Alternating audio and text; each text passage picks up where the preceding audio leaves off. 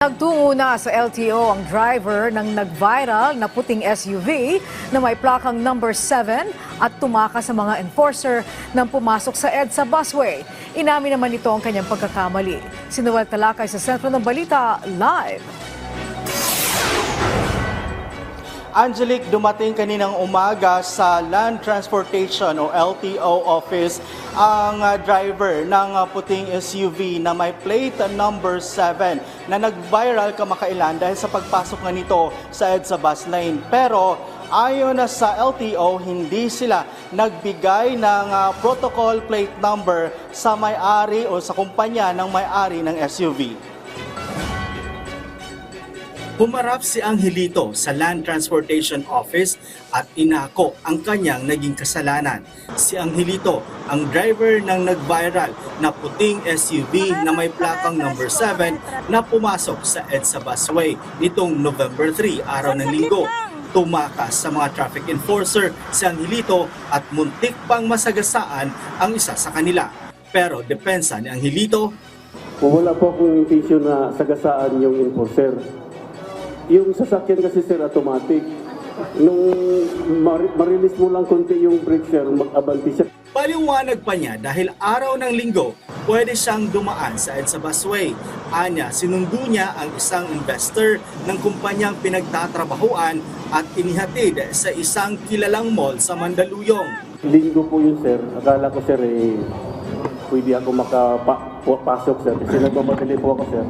Pero tila mabilis magbago ang isip ng Angelito dahil nang tanungin ulit kung bakit dumaan ito sa EDSA busway. Nagpiling will ako noon sir. Kaya gusto kong sir, sumubok na dumaan doon sir. Kasama rin ni Angelito ang isa sa mga abogado at direktor ng kumpanya na pagmamay-ari ng isang Oriental Pacific Corporation.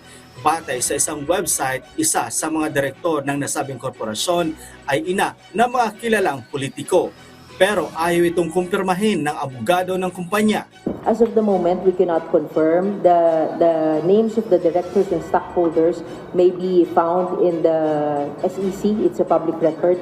Ayon sa LTO, ang plate number 7 ay itinatalagang number para sa senador. Pero hindi umano otorisado ang paggamit ng kumpanya sa nasabing plaka. Kaya aalamin ng ahensya kung saan galing at sino ang nag-manufacture nito para mapanagot sa batas. We want to know where they got it, no? Kasi gusto natin tukuyin yung manufacturer kung nandiyan pa yan. At kung nandiyan pa yan, we'll have to operate. I mean, it is registered, no? Yun ang alam natin ngayon after this arrest. It is registered, a plate has been issued to them. Kaya nga, one of the offenses would be, ano nga tawag natin doon? Failure to attach the proper plate. Angelique, kaninang umaga rin, binigyan na ng violation ticket ng LTO ang driver. A total of 9,000 pesos ang magiging multa niya. 1,000 pesos doon sa pag-disregard ng traffic signage at hindi paggamit ng kanilang totoong plate number. At reckless driving na 2,000 pesos at 5,000 pesos naman sa paggamit or illegal na paggamit ng protocol plate number. Angelique? Okay, maraming salamat sa iyo, Noel Talakay.